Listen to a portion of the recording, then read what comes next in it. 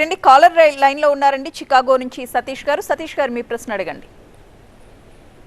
నమస్తే అండి. నమస్తే కిరణ్ గారు. అయితే నా క్వశ్చన్ 2 క్వశ్చన్స్. ఫస్ట్ ఏంటంటే త్యాగం అన్నారు కదా, అంటే చంద్రబాబు నాయుడు ఫ్యామిలీలోనేమో 6 సీట్లు తెచ్చుకున్నారు, 6 టికెట్లు తెచ్చుకున్నారు. మీరేమో త్యాగాలు చేయాలి. అంటే చంద్రబాబు నాయుడు గేమ్ ఏంటి అంటే వాళ్ళ ఫ్యామిలీ మాత్రం భద్రంగా ఉండాలి, వేరే వాళ్ళు మాత్రము చెడిపోవాలి, ఆర్థికంగా కానీ అన్ని విధాలుగా. వాళ్ళు త్యాగం అంటే మీ నాయకుడు అలా ఎలా ఒప్పుకున్నాడు అంటే మా వాళ్ళు ఓకే, మీ వాళ్ళ ఫ్యామిలీ మాత్రం మొత్తం ఉండాలి, మేము ఎక్కడ పోయినా ఓకే అని.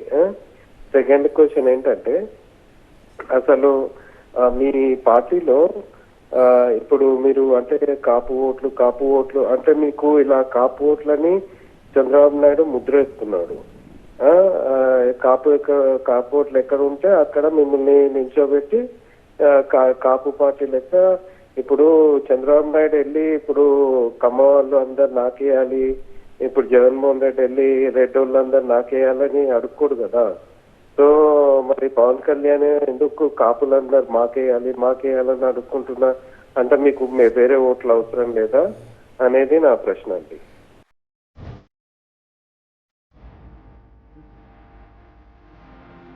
Name a place and there is a marathon.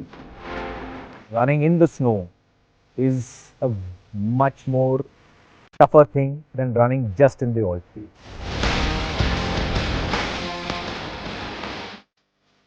Everything is very very different from the plains marathon. जहाँ से मेरे को लगा था कि it will be a piece of cake, उसके लिए बहुत मेहनत करनी पड़ती है, जैसे दिखता है वैसा होता नहीं है sir. It is definitely much more tougher.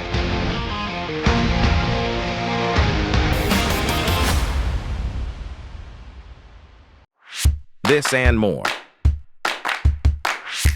Streaming on News 9 Plus.